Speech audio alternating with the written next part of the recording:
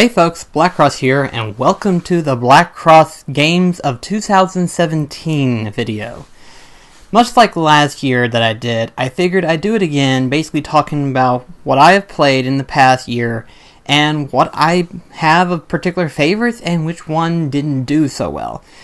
Thankfully there wasn't absolute bad games, it's just, I suppose the term for the one that I'm thinking of worse of 2017 that I have played is more of the not so well received, I suppose it is.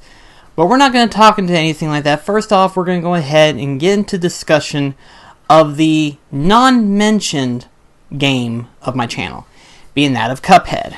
Now, I am still in the process of trying to beat that as we speak, but it is probably one of the most enjoyable games of 2017 that I think I have played thus far. And based on its difficulty, you definitely need to try this game out. At least try it anyway, because it's probably one of the most entertaining games I have played in the past, 2 years in terms of new releases. Because despite its difficulty, I'm still persuaded to keep playing regardless of how difficult it gets. And the good thing is the difficulty is manageable. And by manageable, I mean you can figure it out. You just gotta learn how to get through it to some degree. And for those of you that's going to go out there and say it, no, it's not like Dark Souls. Please shut the hell up with that comment. It is not like Dark Souls at all. It is completely different in its uniqueness. At least in this case, it's manageable, and you can actually tell how you failed. In Dark Souls, however, it's more of the fact that the enemy is overpowered. In Cuphead, it's more or less of trying to prevent yourself from getting hit at most. And it is manageable, but you've just got to learn how to get through the game itself. But if it wasn't for the fact that I don't have it on my channel as we speak, I would definitely put this on my list. However, though, it's not. So therefore, I decided to go ahead and just talk about it real quickly before I get on to the main subject at hand, which is BlackCross's Games of 2017. So in terms of the best bosses that I have played in this game, while yes, there are a couple of good ones out there, I think this one has done the bosses the most respectably, being that of Dragon's Dogma. Dragon's Dogma probably has the unique gameplay mechanics of being able to take out bosses, much less giant ones, where you're able to climb up on top of them and actually scale up them to beat them. I still could not believe of how insane Dragon's Dogma was. It's just, the experience itself was to know that you can actually climb on top of these creatures, and to know that you could do that was just enough to get me interested in the game to begin with, but I had no idea at the scale of what it could do. Like, there were gigantic creatures that you could actually fight, and you actually do climb on top of them. It's like, oh my gosh, why didn't I think of this? And the final boss, the dragon itself, I was like, oh my gosh, that is so flippin' awesome. It was by far the most climactic moment in that game. But to an extent, if I had to complain about Dragon's Dogma, it would probably be the frame rate itself. Dragon's Dogma was built for 60 frames. It had to have been built for 60 frames because Dragon's Dogma is noticeably decline when it comes to its frame rate, because I don't think it stays at 30 frames. I think every once in a while it drops below 30, and you can see when it drops. When it drops below that 30 frame rate, you can see it, and it slugs. It hurts it, but that's why I'm hoping that whenever I eventually do get the PS4 version, hopefully that will be actually fixed within it, and that way it's actually more enjoyable. In terms of best surprise, and by best surprise I mean the most unique trait within that one game that I have played, there are actually two of them, being that of Deadpool and The Witcher 3. So Deadpool gets one spot within best surprise because while gameplay-wise it is not stupendous, I admit, gameplay-wise it is not stupendous, and really, in all honesty, it's not really deemed to be one of the best games out there, but in terms of its comedic value, its story within the game itself is just Deadpool in a video game. It is just beautiful. If you're a fan of Deadpool and you have not played Deadpool, you should. You deserve that much It is so hilarious. Oh my gosh. I can't... There's so many favorite scenes that I have of Deadpool that I can't think of which one I love the most. If I had to pick, which awkwardly enough is the most weirdest thing out there, there's two scenes, both of them involving Cable. One of them actually involves where Cable is talking to Deadpool, kind of explaining to him what he has to do and stuff. And so Deadpool's kind of getting bored and everything like that, to a point to where he's at one scene on like a bouncy horse. Or like a little mechanical bouncy horse or something. I don't know. I know it was definitely a horse of some kind. But, and then it's like, at that point, it's like Deadpool's like, please, end me. And I just decided to let him stay there just to see how long before something else happens. So I basically sat there for like a minute, and nothing changed. And it's just, it was so funny just to see him go,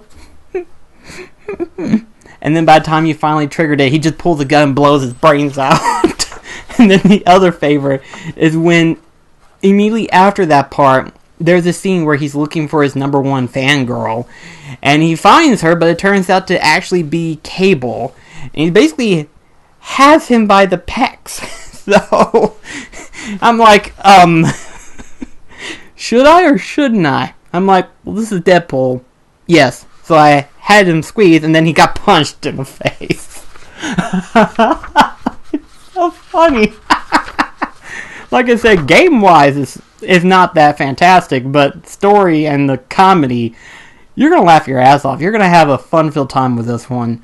Admittedly, if you include the game, it's definitely diminished to like maybe a 6. But because of its comedic value, it probably brings it back up to like a 7, probably. If I had to grade it personally myself, it would probably be within the 7 range because of the fact that the comedic value is that good. And if you're a fan of fourth wall jokes, Deadpool kills it. Well, kills it, then brings it back, then kills it, and then brings it back again. Oh, gosh. But then the next best surprise would be The Witcher 3. Let me go ahead and just brace yourself for this one, because I actually thought The Witcher 3 wouldn't be as great as what everyone built it up to be. And keep in mind, this is everybody we're talking about. We're talking game reviewers, every fan of this game, previous fans of Witcher 2, new fans for that matter. Flipping, some of my closest friends were telling me how great this game was. And so it's like, this build up to what it is, including the fact that it got, I think it got Game of the Year last year. Did it get Game of the Year? I may be wrong on that assumption, but I'm not quite sure. But the point is that The Witcher 3 got so highly hyped up, I literally thought that it wasn't going to be that good. But I have to say that I was fairly surprised of how well this was. But not for just the gameplay, actually. There's actually some smaller tidbits that made it more surprising. The first one being the side quests / missions that The Witcher 3 has. They could have easily went with just a standard, kill this enemy and you're done. You know, you kill the enemy and you get your stuff. They actually built this game to be sort of like its own unique story.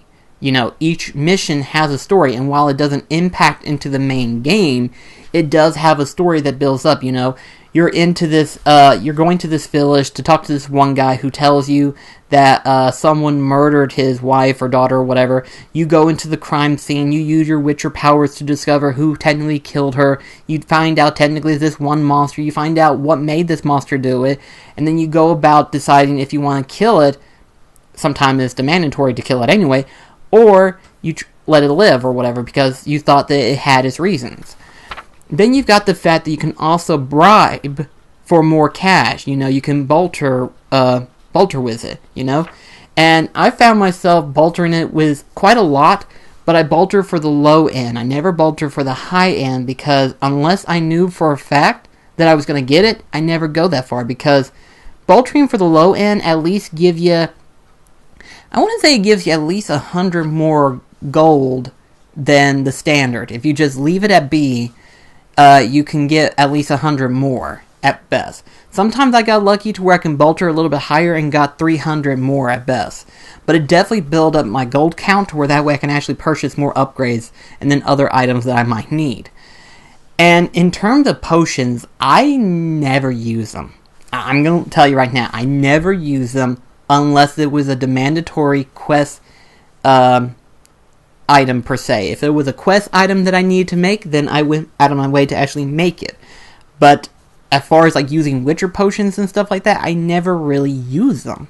Because I had so much food built up that all I had to do was eat some food and it rebuild my HP enough. So I was like, I don't need it, so why do I have to put this together? Unless it gave me like an immunity for like 10 seconds or so, that would be a different story. But it doesn't really do anything. It just boosts you up, it restores your HP to max. Which in reality, if you're good at dodging, which you do a lot of dodging in this game, I'll tell you that much, you can just evade while healing up. And while I didn't get the best ending, I do feel as if that having the multiple stories, the multiple endings that is, while I guess they do work, sometimes they don't lead up the way that you would want them to. Or for that matter, what you think they would lead up to. But that's just me thinking that way, and that's like the smallest gripe. And by the smallest gripe, I mean compared to the whole game itself. That's just one minor gripe, is that I don't think it leads up the way that I think it does. Again, that's just me thinking that way, but that's just a small gripe compared to the big game itself. And let me know in the comments below if you want me to go through the DLC, which I have no problem with that. It's just right now I am playing through other games, and whenever I have the time, I will go through the other 2 DLC of the Witcher 3 game. Now, I'm going to tell you right now, this is where I usually go into the premise of honorable mentions. These games are basically games that I felt like I wanted to add them on there, but I couldn't because they didn't do anything major except for something that I personally enjoyed. These 2 games are, of course, Tales of Berseria and Final Fantasy. So with Tales of Berseria, like I said before in that Let's Play, it basically brought back memories of whenever I was exploring other games that I never really got into until recently then. And as I was playing through these different games, I started to enjoy it more and more. And I found myself really enjoying Tales of Berseria. I enjoyed the gameplay to a certain extent. I love the story. I love the atmosphere. I love the entire thing. And the ending itself was actually really good too. I have to say, despite how the story was leading up to be, I felt like it didn't matter what was going to happen, something bad was going to happen either way. Either she was going to kill her brother, or the brother was going to devour her, or whatever. Because both sides are equal to this extent, you know? It's sort of like that Death Note feel, where it's like, yes, criminals should die, but at the same time, could it be that right direction, you know? Are we any better than the criminals themselves? In this case, are we any better than the people who have sinned, technically, you know? I mean, if we try to rid off all sins, the only way you could do that is to mind wipe everybody and make them do stuff that condemns you to be better. And the way that the game presented itself, it was quite daunting. It's like, imagine if the world actually could be controlled that easily. You know, people who thought they've sinned it so badly actually commit suicide. It's like, what the hell? That was so messed up for my end. But at the same time, it's so interesting to know that. Plus, the best part about going into a new RPG, for that matter, is you're relearning a lore, how the world works, you know? You're learning the world and how everything works together, and it's get put together into this well-presented game. And it's just, again, if it wasn't for the fact that it doesn't really do anything massive in terms to impress me, Tales of Berseria would have had it, except Tales of Berseria does everything to a standard degree, but it keeps it at a good standard. It's a good standard to where you can actually keep up with the game, and you can keep up with the story. It's well paced, it's well preserved. In all honesty, I would recommend anyone to play Tales of Berseria if they've never played a Tales game. I don't know what the first Tales games is, but after playing through Tales of Berseria, I might plan on playing the other Tales games. It's just that good. The other honorable mention would be Final Fantasy. Now, I've been wanting to play through all of the Final Fantasy games for a long time, and this includes the Final Fantasy games that I never really touched, being that of 1, 2, 3, 5, and 6. And all honesty, I was very surprised as to whenever I picked up Final Fantasy 1. And I've heard a lot of people talking about Final Fantasy 1. So I told myself, I have to keep it down to a minimum of what I'm thinking of. This is basically built in the ideal perspective that this was basically supposed to be Dungeons and Dragons, but in a game format. It's the first one of the series, so there might be some stuff that I don't like, slash hadn't improved, but keep in mind, this was the first one, so therefore it's going to have some linear stuff. And then also, too, I'm going to be grinding a lot. Again, this is the first one of the massive series that started the 30-year journey, so it's like you have to get that mindset prepared. Once you do that, the game's not that bad. In fact, I actually find it enjoyable, because imagine taking all of the elements that made Final Fantasy what it is now, and putting them into Final Fantasy 1 and remaking it and making it a little bit better, you know? It would actually be significantly well received. In all honesty, if it wasn't for like the fact that, like I said, being the first one, it is very dated, it would be enjoyable. It really would. And if you're a fan of retro games, or hell, if you're a fan of Final Fantasy in general, you owe it to yourself to actually play through Final Fantasy. Just because of the fact that you see where it starts off, and then you get to experience where it builds up after that. You know, it's like after you do this, where does it build up? You know, you get to see some of the original enemies, you get to see some of the original creatures that you get to witness, and then once you beat Final Fantasy 1, and you get ready to go into Final Fantasy 2, you get to see where that evolution is going to start. I'll get to experience that once I do start on Final Fantasy 2, but Final Fantasy 1, it's definitely worth playing. I promise you on that one. It's pretty enjoyable. It is really good. Admittedly, not as great as Tales of Berseria is, but Final Fantasy 1, because of what it is and what started off the franchise, is really good. And now it's time for me to talk about what I have in terms of the best game of 2017 that I have played for this channel. And I know a lot of people are going to be like, okay, I'd have no idea what that's going to be, because so far you've talked about a lot of good games. You know, you played The Witcher 3, Tales of Berseria, you've said it's really good. Of course, Final Fantasy there and everything like that. So what is the best of 2017? That game is actually deemed worthy for Dragon's Dogma. I know, as much as I talked about Tales of Berseria, as much as I talked about Final Fantasy and The Witcher 3, Dragon's Dogma actually gets the title. And I actually have my reasons why I say this. It is because of the fact how it builds up and where it goes from there. There's been a constant trend that I've been going through of the fact that the beginning of the game is difficult, but as you go through the journey, it gets easier and easier. The Witcher 3 is the same way, except just a little bit harder to some degree. Dragon's Dogma, on the other hand, has a well-built gameplay mechanic. The Witcher 3, combat gameplay-wise, is very limited unless you use bombs and other various Witcher abilities. In Dragon's Dogma, on the other hand, not only do you have your normal basic attacks and your climbing ability to attack them closer, you also have special moves that you can do, you have different classes which you can switch within. You have massive amounts of options to go with in terms of combat-wise. And while record, I didn't switch in between classes on my main playthrough, I may actually go back into it once I get the PS4 version and experience all the different other classes just to see what I might like. Never know. Maybe I might like one better than the other. And then, of course, the boss ratio. The boss ratio in Dragon's Dogma range from generic, like the Cyclops and the Chimera, to ultimately obliterating just a massive amount of just randomness. You know, you got the giant Gorgon eye, you've got dragons, you know, you've got flippin' necromorphs, for crying out loud. And then, of course, in The Witcher 3, with the exception of like some main story bosses, some of the optional bosses are very, very repetitive, you know. You get to see the Griffin, which for the first time is pretty interesting. You get to see a Cockatiel, which is pretty interesting. You get to see, I guess they're technically called nymphs, I believe. They're basically undead ghosts, which is an interesting concept, but after so many side quests and missions that you take on, you get to see that a lot more often than normal. At least within Dragon's Dogma, you do get some variety, and at least those things you do see out in the wild at random. These things, they're just set as just the quest enemies that you fight. So, in other words, in terms of that perspective, Dragon's Dogma has it better. Yes, The Witcher 3 has better side quests that's well built, Dragon's Dogma doesn't have that much, but for what it has, it's very well built.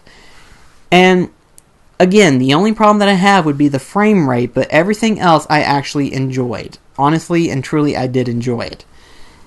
And if I had the online capability working on the PlayStation 3, which I never really had it on, I probably could use some of the functionality that it provides. But I'd never used it. Again, it may seem like I'm talking down on some of the other greater titles, but I just enjoyed Dragon's Dogma just a little bit more, just because of its gameplay mechanic being so well done. Like, I honestly enjoy the gameplay better in Dragon's Dogma than I did in The Witcher 3. Witcher 3 has a better built system, but Dragon's Dogma is a lot more enjoyable experience. And now we're going to talk into what I technically classified the worst game of 2017 that I played, but it's not really the worst, just not the best.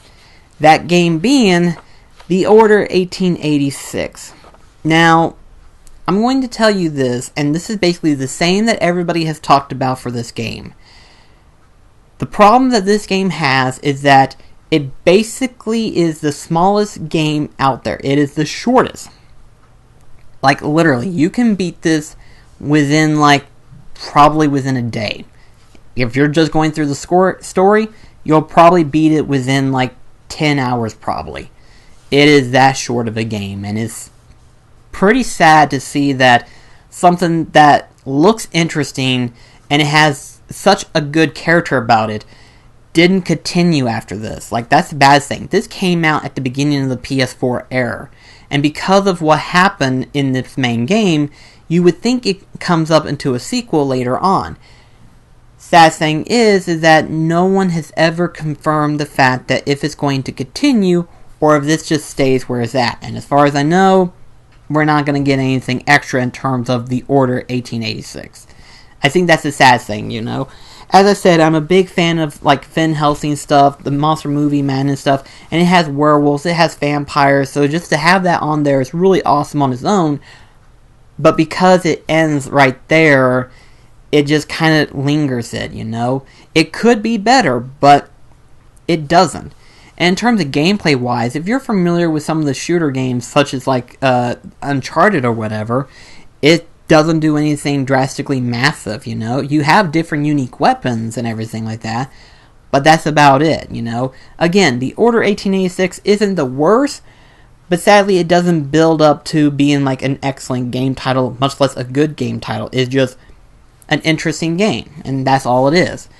Again, it's not bad, and if you have the time to pick it up, again, it's probably going to be cheaper than $10. It's worth it, at least that much, you know. It's a small game, and it's worth it. And that's all the time that I have for BlackCross's Games of 2017. Again, while this year may not have been so overwhelmingly as previous year has been, this year has been pretty interesting to discover some interesting titles as well as some good ones. And like I said, hopefully within 2018, I'll be playing more games on the sideline, and I'll be able to actually have a better list put together for you guys. And we'll actually be able to play more of some new games as well as some old games that I have never played before, because that's what this whole channel is for me to play the games that I've never got to experience until now. So if you've enjoyed my content so far, thank you so much. Be sure to hit that subscribe button if you want to be alerted for more. You're always more than welcome to go on my Twitter or Facebook account, and I also have a Twitch account to where I'm streaming games now, so you can check on that one. So thank you so much for watching. I'll see you in the next video. This is BlackCross signing off. Take care, guys.